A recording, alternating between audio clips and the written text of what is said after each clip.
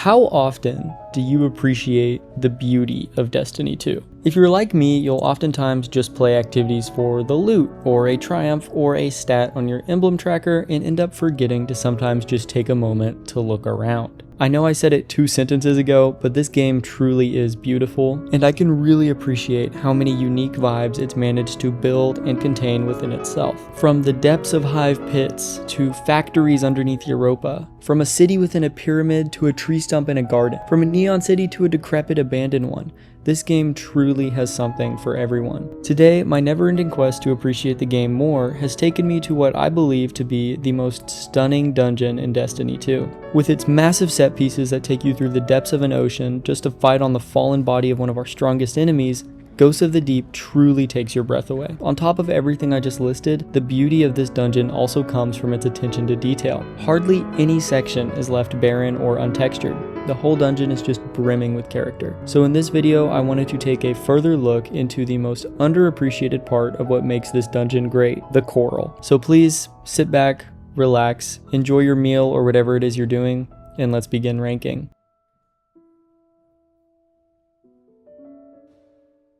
These little guys are seemingly only contained to the upper parts of the dungeon, around the initial drop down into the water. I dubbed them the Muffin wrapper coral just because that's what they looked like to me. I'm sure that someone who has played Subnautica, or even better, someone who is an actual marine biologist, can tell me what this actually is. But for now, it's the Muffin wrapper coral. I also love their thin little stems that are somehow surviving in the high pressure methane sea, and complement the subtle gradient blend of pink into green that is on these coral.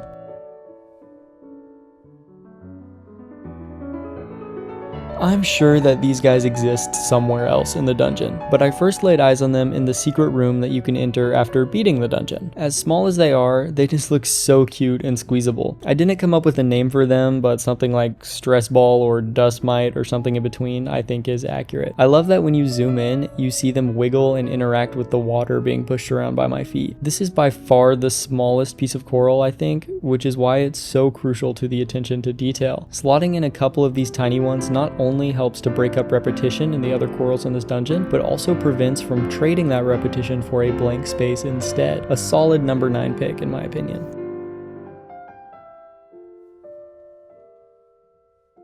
Coming in at number 8, we have these discs that are textured, kind of like a bath mat or playroom rug that you'd find in the kids section of IKEA back when the world had color and minimalism paired with millennial gray wasn't the hyper focus of the interior design world. These discs are scattered throughout the dungeon, mostly to texture the vertical sections and add depth to the places where it would be odd to have some of the later corals on this list. I actually really like these and could genuinely stare at them for a while if it wasn't for the pressure cooker debuff squeezing my skull in. I also really like how they always seemingly travel in packs, and I enjoy the fact that you can actually stand on them. Surprisingly, they made the vast majority of coral in this dungeon solid, which is a big surprise knowing Bungie and how they typically deal with these things. Anything that physically changes the environment is always a plus, and good for just jumping around aimlessly while on call with your friends, trying to reach the highest point or get onto some tiny ledge.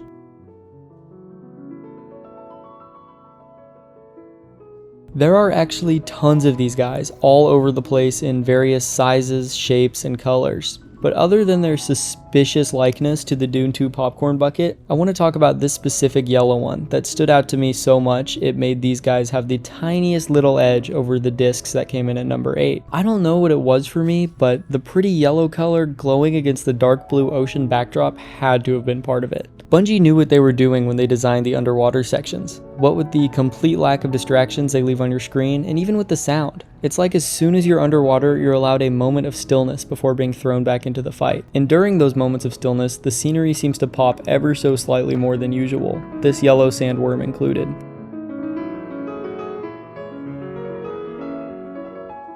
This one has the most movement out of any coral yet. And not only that, this one is seemingly alive. At a distance, it resembles a lovely anemone, pulsing slightly and waving around with the water's current. but once you get close to it, it shrivels up into a tiny thing, keeping the glowing tips of its tentacles in a tight sphere around its body to protect from us or any other hostile source. The fact that someone even took the time to code that interaction and make the animation means so much to me, especially if it's something that 99% of the players that play this dungeon just completely miss. The dedication to the craft here is an incredible lesson on attention to detail and should be the gold standard.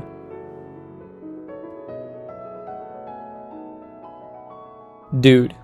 Blobs. It's like literally the blob from Monsters vs. Aliens, and I could not be more thrilled. There are several of these guys all around the dungeon, and each one is cuter than the last. Something about the general chunkiness of them just makes my heart happy. The coloring too. It's like the perfect color for this model, and the perfect color in contrast to the rest of the dungeon. And the perfect color to just be cute. Whatever dev put this together, let's get lunch sometime. I'll buy. Hit me up. They are very similar to number 6, yes, but I think they deserve to be above. And just looking at them side by side with a picture of an actual sea anemone, it's pretty good for Destiny 2. I absolutely love these guys and would buy a marketable plushie with only a slight hesitation for my wallet.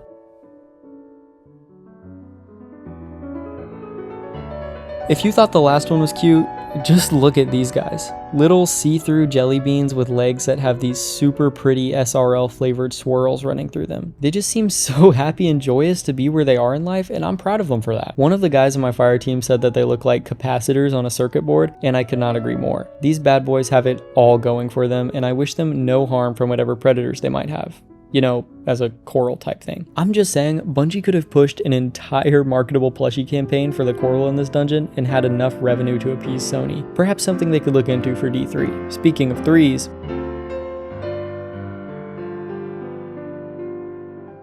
number 3 would have been number 1 had I left the dungeon as soon as I saw it. Like, just look at that thing. Affectionately dubbed Gironomos, these things can be found all over the last 2/3 of the dungeon in various tunnels and crevices. They're almost jellyfish-like nature, what with the soft, squishy looking body and its flowing appendages drifting around, leads to a delightful treat for any weary onlookers struggling to make it through one of the longest traversal sections ever. Not to mention, if you look closely into the body, you can see what looks to be a nervous system with its synapses firing on all cylinders. The fact that someone not only took the time to model, but also animate a nervous system inside a jellyfish plant is so astounding and impressive to me that this couldn't not be number 3 on this list. Plus, it's so cute how it keeps blobbing in and out, like its size keeps shifting around, making it feel even more alive. These guys also come in different shapes, with the most common one being the jellyfish shape, but there are a couple, or at least one, that is also shaped like a sandworm from Dune, and you can find that one on the path to wizards through the water during the final encounter. We called that one the pot Gironomo because you can jump up into him and squat in the shallow bowl at the top of his model. Very, very cute.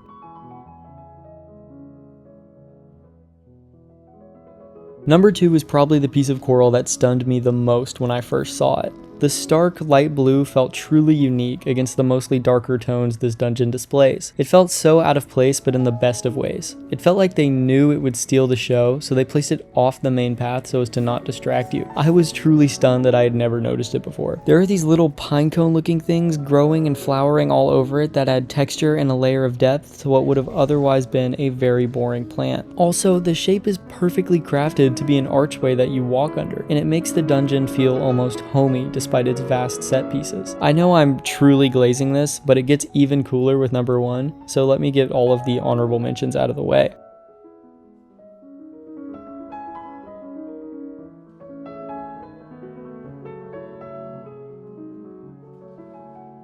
There are a couple nautilus shells throughout the dungeon, and they work as good centerpieces on the walls and tighter areas. The main reason they aren't on the list is that they aren't really coral, but also they're boring when compared to even number 10. Still cool that they took the time to diversify the dungeon's aesthetics even more by slotting a few of these guys in.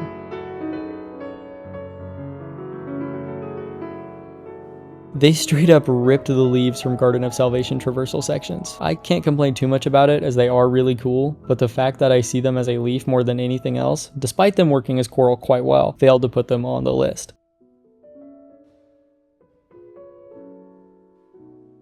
These wavy little guys were too tiny to make much of an impact, but for the brief moment you look at them, they are quite cute. They look like little shrimp or kebabs or shrimp kebabs to me, so I think they are cuties.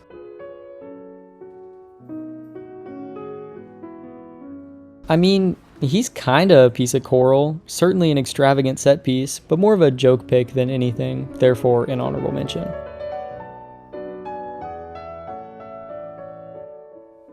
This is probably the coolest interaction I've ever seen when it comes to background set pieces. These little egg-like things that, yes, also grow on the number 2 plant, grow in certain parts of the dungeon. Now, you may have noticed that there are certain sizes of eggs on these plants, and that is because they grow. They actually grow. Like, hello? What? That's so freaking cool. If you shoot them, they'll expand and eventually start shaking violently before exploding into seemingly nothingness. Then, out of the nothingness, they sprout into a beautifully colored plant. Not only is this my number 1 spot because of how it looks and waves around, it's also my number 1 spot because of, once again, the immense amount of attention to detail that the background team went into for this dungeon. Specifically on this coral. Like, I don't know who dreamed this up, but they are my hero. I was constantly surprised that every new turn in this dungeon was a new, beautifully interesting area to look at and play in. I wish that those developers have an incredible and storied career as they either separate from Bungie or continue to stay on board for Marathon or a future game, hopefully D3. Anyway, that's my ranking of the top 10 Ghosts of the Deep corals. I hope you found this video entertaining enough to make it to this point, and I hope that you will continue to stick around the channel as I upload weekly, and most of my content is like this or better. If instead you are content with just passing through, pass through and hit the like and or share button, as both of those boost this video's place in the algorithm. Maybe even consider subscribing. It doesn't do much to the algorithm, I don't think, but it does give me little hits of joy every time the number goes up, and it will remind you when my uploads come out. If you have feedback, questions, or are just upset with my rankings, leave a comment below. I respond to every comment eventually, either with an actual message or with a heart, but I do read them all and I love interacting with my community. If you have the desire to take that even further, I am very active in the Discord server. The Discord server, by the way, is where I actually found my 2 fire team members that I shot this entire video with. We had a great time running through Ghosts of the Deep looking at coral, and maybe you could help me out in a future video. The server will be linked in the description below, so please join up. On top of all that, we do raids and fun challenges and would love to have you. So with all my shilling out of the way, and with all of you at least semi-satisfied, I will bid adieu until next week.